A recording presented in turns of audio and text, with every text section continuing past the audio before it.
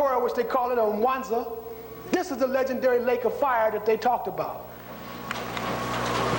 As you can see here, Atam, as they told the story, the primeval hill Ptah rose up, and Atam, fire rose and set on the hill, and the process of creation came about. Look at the islands in the South Pacific. Fire is begetting life. The raised land. So pyramid, you can find in the etymology of words, pyra means fire. Mid is the mound. The mound of fire is what the Greeks call the pyramid. Even though the Egyptians didn't call it that, it shows you that the Greeks understood the references that the Egyptians made to those structures. The mid, the mound of fire, the pyramid. And so in Mexico City, this was in 1986.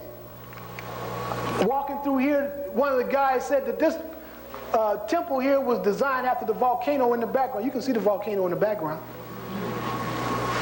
So the pyramids in Mexico took on the same meaning that they had in Kemet, the house of fire, the mound of fire.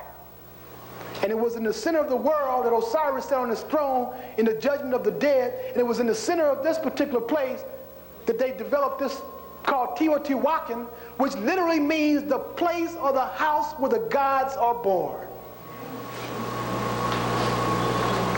Go read it. Any book on Mexico will tell you that Teotihuacan means the house where the gods are born. And not far from that was a lake at Tenochtitlan in which the Aztecs founded their ceremonial center with the same concepts behind the buildings there. The equinoctial lion symbolizing the equator, equinoctial symbols identical in meaning with similar Mayan glyphs in Yucatan. The two lions represent Shu and Tefnut, guardians of the stability of the rising equinoctial sun. Here you can see right here in Uxmal in the governor's palace. Took a picture of this. You can see the lions back to back, or the jaguars. They had no zoo types called lions. So they used the jaguar, the great cats. Again, they put an emphasis on cats like the so-called societies, cults as the Europeans call them in West Africa, the jaguar societies, the lion societies. All of a sudden you find the same emphasis on the large cats in Mexico. The symbol of Akar, the symbol of the equinoctial rising sun, the symbol of the equator, the symbol of the place where the gods are born. Palenque. Again, the cats, nobody had more cats than we did throughout Africa. Cats were venerated, leopards and lions all over the continent. The jaguar became the symbol of power here in Mexico, as the lion was the symbol of power in Kemet. We begin to close out there. Priests began to adorn themselves in the regalia that you would expect to see in Kemet. As you see the symbol of the serpent, not only on the shield behind him, but the uraeus above his head, and wearing the skin of the jaguar. Looks like a scene right out of the tomb of King Tutankhamun, as he wears the skin of the leopard with the uraeus on his helmet here.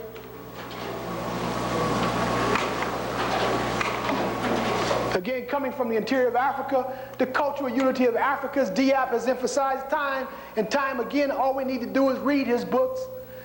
The crooks and the flail, the ostrich feathers, the leopard skin. This is in Uganda, the heart of Africa. This is where this stuff is coming from. But they worshipped us as gods. They didn't make fun of us as priests. And when they showed the sun, they showed the sun. Deformation of the head. Something that's done all over West Africa.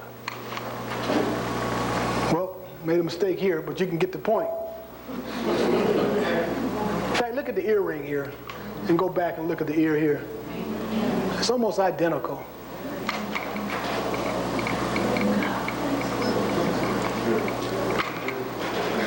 You can see the deformation that took place. They do this at birth. When the child is born, they fasten sticks and they tie it in some manner so that they can create the shape when the skull is still soft. And you can see it's done all over Africa, particularly in West Africa. Cultural characteristics coming across to America. When you look at something like this, then you understand how something like this gets to America pre-Columbian.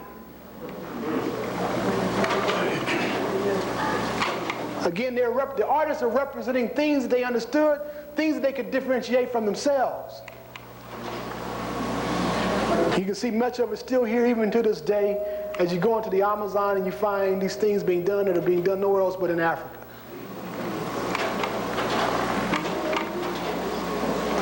So this is our final slide. And as I opened up, you know, I encouraged many of you brothers and sisters, particularly the younger ones, to be persistent and persevere to search for truth. And none of us really stand on our own. All of us learn from others. This was a conference I attended in 1987. And I just wanted to share a little something with you, because over the years I have sat in the audience for years and years and years at Compton College, at various universities around not only around the city but around the country as well. And at times I can recall when people like LeGrand Clegg and Ronoko Rashidi and others would be speaking, there would maybe be 5 people in there. Or look, Brother Majid, or Sister Wally knows about that. She's been around here, you know, doing the same thing, and nobody would come out. But they continued to do their work, and now, you know, these people are pretty much known as who's who. There are other unsung heroes, people that you don't even know about, like Sheikh Abubakari, you know, brothers like that, and Brother Asar Jabal, people you've never heard of, but these are people that contributed to my growth, contributed to my development. And so when you see Brother Mathu speaking or offering some information to someone else, it's not in and of myself that I come, but it's because of others who have cared enough, even when there were only 4 or 5 people that came out, to go ahead and go through with it. That's why when I met Brother Femi, I told him at his house that night, the brother told you that we sat down and we went through my slides. The brother said, well, brother, I had invited a few other people here, and it's just my wife and myself. And at the time was an engineer that I worked with in his architectural office, a brother by the name of Melnor Sinioko from Guinea. And so he was there that night, and so he said, well, brother, what I can do is I can have you back to do the lecture. And I said, no, brother, we're going to go through these slides tonight. I said, I don't care if it was just you and me, or it was just me. In fact, if you can get a pack of dogs and sit down and listen, I'll lecture to them. But this is the approach that we have to take when we're dealing with the truth, because every time that you go over material makes you that much better for the next. And so these brothers and sisters are John Henry Clarks and Richard Keyes and all the ones that you see on the panel who are out here doing the work.